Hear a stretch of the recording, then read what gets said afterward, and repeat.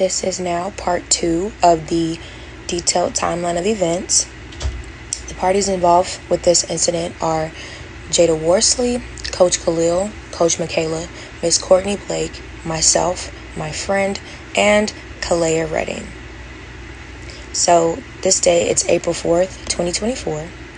I had auditioned for the auxiliary squad in the band, and I made the team. And we had practice for the Dreamville performance that we had coming up and for open house. So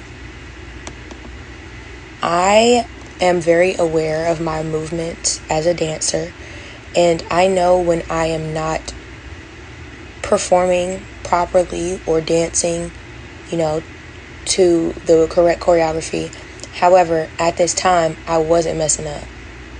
So we're practicing in the hallway of the band room.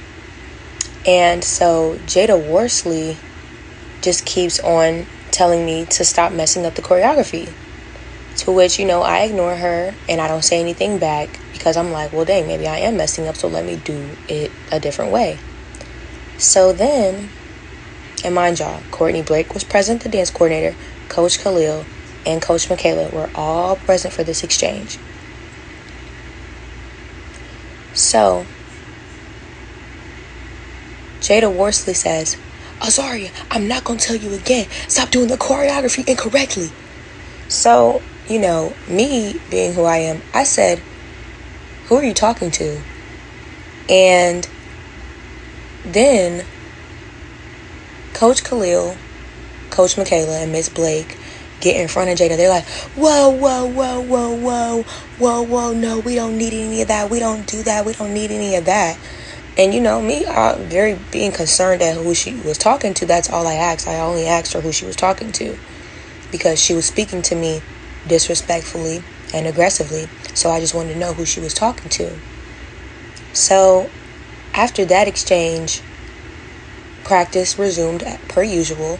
Jada mean-mugged me for the majority of practice, but I'm like, she's not saying anything to me, she's not touching me, so you can continue to look crazy, but keep that over there. So this night I also had pageant practice, and this is when my friend and Kalea get involved with the situation, my friend at the time. So I go to pageant practice and I notice that Coach Khalil is leaving out the door. So before he gets a chance to fully exit the building, I say, hey, Coach Khalil, can I talk to you for a second? He's like, yeah, what's up? I said, hey, I don't know if Jada's having a bad day or not, but I just don't appreciate her speaking to me in that tone. I feel like there's always a respectful way to correct somebody, even if they're messing up. And he was like, yeah, I agree. She was really like talking to you kind of crazy, but I don't want you to fight. I just want you to focus on dancing. And I was like, where did I ever say I was going to fight? All I'm saying is I think that, maybe one of y'all could say something to her, being that you are, in authority of what she and the other leadership candidates do, and let her know that, hey, you don't have to speak to each other in this way. There's always a respectful way to correct someone, even if they're doing something improperly or not to your liking. So after speaking with Coach Khalil, I then go speak to my friend, to which she tells me to stand up to any type of potential physical aggression that may come from Jada Worsley, because it's like it's hostility from March 28th, and now it's extended to now in dance practice. So Kalea Redding overhears this conversation that never mentioned me planning to fight her, never mentioned me planning to do anything, just to stand up for myself, in the event that there were some potential physical aggression from anyone. So Kalea hears this conversation that I'm having with my friend that never mentioned me fighting or jumping anyone, and goes to tell Jada that I plan on fighting her and I plan to jump her with my friend. When those words never came out of my mouth, nor did that come out of my friend's mouth either. So I get to my room and I see that I have received 3 missed calls from Miss Blake, and she has also sent me a text message saying that what's done in dance practice needs to remain in dance practice, and you shouldn't be addressing any issue that you're having in dance practice, especially if you haven't addressed it with me first. And I was just confused as to what she was referring to, so then I called her back. So we get on the phone and she's like, I was like, hey, Miss Blake, what's going on? She was like, well, I'm overhearing from other sources that you and your friend plan to fight and jump Jada, and that you feel like you're being bullied when you have never came to me. And I was like, you know what, Miss Blake, I apologize for not coming to you directly. So let me tell you what's going on.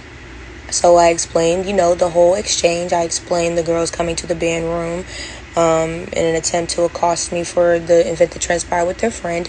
And I explained how I'm feeling as though Jada is deciding to take on, her friend Kalea's issue and make it out to be her own. And now she is combining whatever is going on with her friend with dance practice, and she's making it out to be more than it is. So then I clearly asked Miss Blake, when can I expect Jada to not speak to me disrespectfully and to, not be rude? And she responds, welcome to the dark side. You can expect her not to speak to you harshly when you can dance perfectly. Right. So after I do a season, that's when I should expect for Jada to not yell at me or to give me an attitude or to not even look my way when she's speaking to me. No, when you can dance without having if you can perfectly dance, then you expect her not to have an attitude and not to speak harshly. When you can do everything that you're supposed to be doing as a dancer and do it perfectly, then you can that's the expectation. To which I respond, no dancer can dance perfectly, and certainly not Jada or anyone. No one dances perfectly. So to have that unrealistic expectation of a dancer to dance perfectly, in exchange for respectful and fair treatment, is just ridiculous to me. It was very ridiculous. Then Miss Blake proceeds to also mention my sister. She was like, your sister Takara has contacted nationals and TBS leadership saying that you're being hazed and being bullied. So I kindly say, Miss Blake, if there's anything that you would like to discuss with my sister, I suggest that you contact my sister directly. I can't speak for my sister and her actions, and nor can I speak for her. So if you have anything you would like to say, she's the best point of reference. And then she just keeps on continuing to talk about my sister and talk about things that have nothing to do with her. So then I asked her, I said, Miss Blake, are you a part of Epsilon Lambda? She says no. I said, Miss Blake, do you know my sister? She said no. I was like, okay, so then I think we should keep Epsilon Lambda and TBS business, and not speak on things that we're not privy to. Respectfully. So that conversation ends. And then my boyfriend tells me that Kalea's boyfriend came to speak to him because Kalea told her boyfriend that I was making death threats about her at the Omega Sci-Fi pageant, and that I was copying her prop for the pageant. Mind you all, this is April 4th. The Omega Sci-Fi pageant didn't happen until April 13th.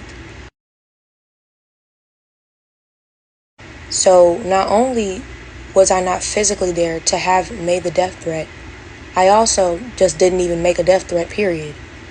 So now I'm like, okay, it's getting too far. It's gone way too far. So that night, I decided to call Kalea to reconcile with her and let her know that I had no issue with her. So I call her and I'm like, hello, Kalea, can we talk? And she was like, yeah, what do you want to talk about? And I was like, I don't know if there's any withstanding animosity between us, but I just want to let you know that I have no issue with you and I'd like to move forward. And she was like, we can continue having an issue because I just can't believe you really tried to fight me, Azaria, when we was just cool. So you don't have to like me, I don't have to like you, and that shit is what it is. So I'm like, okay. I told her I had no problem with her. She wants to continue to, vehemently oppose any type of reconciliation or any cordial, amicable interactions for the future. So I've done all that I can do at this point. If she wants to continue having an issue, that's her issue now, because I already told her I had no problem with her. So that same night, I still had pageant practice, so I head to the band room to go to practice. And when I get there, I initially pull Miss Jasmine to the side to let her know that I called Kalea in an attempt to reconcile with her after hearing all these allegations being thrown at me. And this was her response. Miss Jasmine, I just want to tell you that yesterday I talked to her and I said whatever tension, animosity, or anything like that is there, I don't have a problem with you, and I just wanted to move forward and squash it. And she said, well, we can continue having an issue because I can't really try to fight me, and I don't have to like you, you don't have to like me, we can talk to each other, whatever, and hung up. So now we're here today, and apparently she said to someone else that I was at Omega Sci-Fi, some pageant that hasn't happened yet, talking about her and threatening her life. So I would say, what I will say is that did not come from us. That came from somebody in the Omega Sci-Fi pageant who reached out to faculty and staff over here in regards to that. I wasn't even there. It hasn't even happened yet. That's just what was reported back to me. I can't confirm or deny it, but I can confirm and deny that it didn't come from her, that it came from the Omega Sci-Fi pageant. Okay. What else? And now, I know this has nothing to do with that, but apparently she's also saying that I'm copying her pageant. And copying her prop.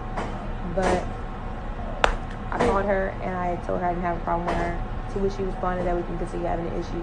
So I was just letting you know, just to let you know. Because after the pageant, I really don't see why that would continue being a problem. But it just seems like it's unnecessary things happening and being said that are not true. So what I will say is, in regards to the whole reaching out to her, that should have never happened. If you always, there's always multiple sides to a story. But I will say that's where the root of the problem is coming from, is because you reached out when there was supposed to be no communication amongst you guys anyway. So it could have looked as you were being the aggressor because you reaching out to her, restating a problem that was supposed to be deaded last week and weeks before that. So I'm the aggressor after she restated the problem in the first place at practice. Now I'm the aggressor for telling her that I don't have a problem with her. Reaching back out today, like even bringing the community, bringing it back up to light when it should have been a dead situation. All right. However, I have not spoken really to anybody in regards to anything further. I can control this when we're in here. Anything that happens outside of here is beyond my reach. You know what I'm saying? Like, everybody, if people are going to be who they are. And she mentioned how she couldn't confirm or deny if I did make a death threat allegation at the Omega Sci-Fi pageant. But as I mentioned previously, this date is April the 4th and 5th. The pageant for the Omega Sci-Fi chapter did not happen until April 13th. So there was no way I could have physically have been there to even have made that threat. She also said that I was wrong for even trying to squash whatever problem it was because we were to not be in contact.